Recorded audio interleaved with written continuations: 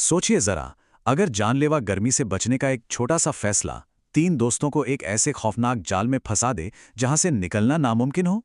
ये कहानी है गर्मी, गरीबी और एक भयानक गलती की, जो हमें ये दिखाती है कि कैसे कभी-कभी सबसे मामूली जरूरतें भी सबसे बड़े खतरों को दावत दे बैठती हैं।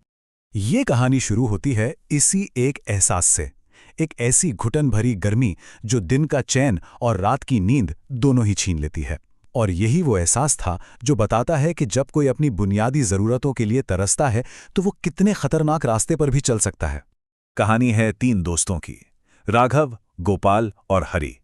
तीनों दोस्त जो दिन भर खेतों में पसीना बहाते और रात को अपने छोटे तंग घरों में बस एक सुकून की नींद के लिए तरसते थे।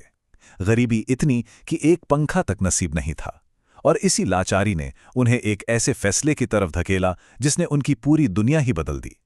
उनके सामने दो ही रास्ते थे, या तो घर के अंदर की जानी पहचानी घुटन में रात काटना, या फिर बाहर की ठंडी हवा में सोना, जिसके साथ गांव वालों की डरावनी चेतावनियां भी जुड़ी थीं। और देखिए, जब शरीर को तकलीफ होती है ना, तो अक्सर अंधविश्वास का डर पीछे रह जाता है। उन्होंने ठंडी हवा को चुना। यही वो आत्मविश्वास था, या शायद भोलापन, जिसने उन्हें खतरे को नजरअंदाज करने पर मजबूर कर दिया। उन्होंने बड़ों की बातों को बस एक अफवाह मानकर उड़ा दिया।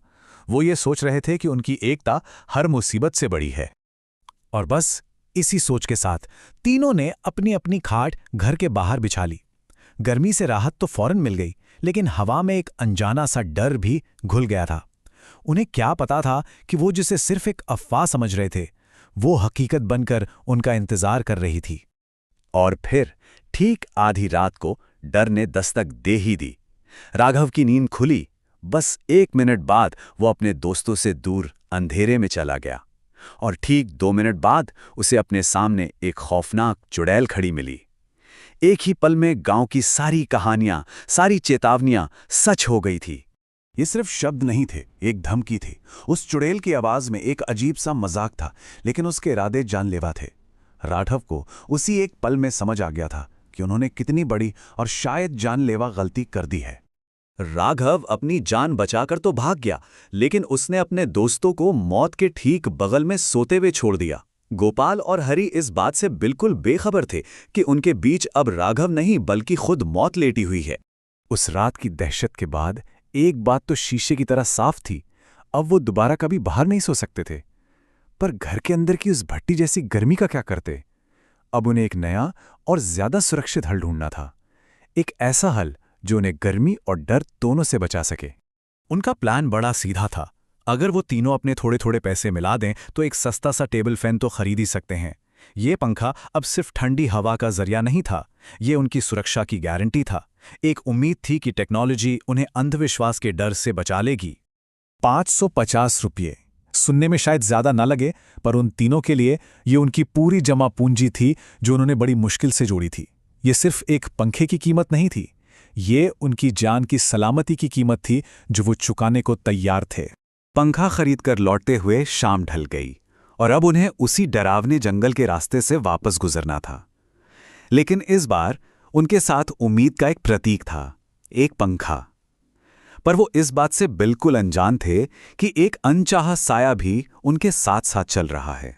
और डर की पहली आहट तब महसूस हुई जब गोपाल, जो पंखे को अपने सिर पर उठाए चल रहा था, उसे अचानक पंखे का वजन बहुत ज्यादा लगने लगा। ये थकान नहीं थी, ये कुछ और था। ये एक इशारा था कि खतरा अभी टला नहीं है।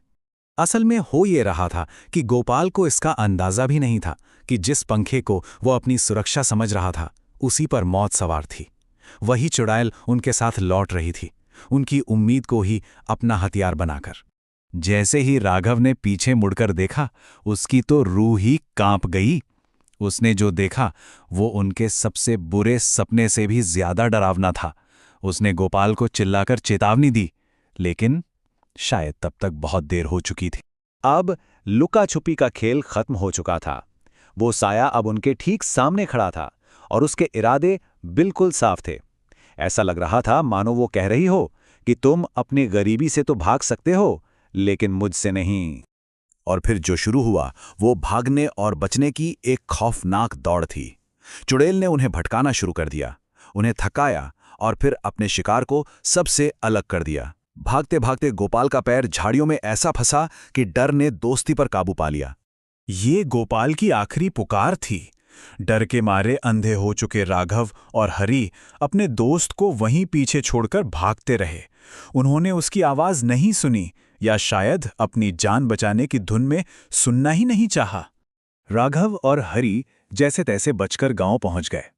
रात तो कट गई, लेकिन जब सुबह हुई तो उन्हें अपनी खरीद की असली कीमत चुकानी पड़ी। एक ऐसी कीमत जो पैसों में नहीं बल्कि जिंदगी में अदा की गई थी। खौफ का अंत अभी बाकी था। सुबह जब उन्होंने दरवाजा खोला तो गोपाल की लाश ठीक उनकी दहलीज पर पड़ी थी, गर्दन पर गहरे काले निशान, और उसके बगल में रखा था वो नया पंखा जो अब सुकून का नहीं बल्कि मातम का प्रतीक बन चुका था। तो आखिर में उन्होंने हासिल क्या किया? एक पंखा जो उन्हें गर्मी से बचाने वाला था। और उन्होंने खोया क्या? एक दोस्त। ये एक ऐसी कीमत थी जो किसी भी राहत से बहुत बहुत ज्यादा थी। उनकी जीत एक भयानक हार में बदल चुकी थी। ये कहानी दिखाती है कि कैसे गरीबी और लाचारी का एक छोटा सा फैसला भी एक भयानक अंजाम तक ले जा सकता है।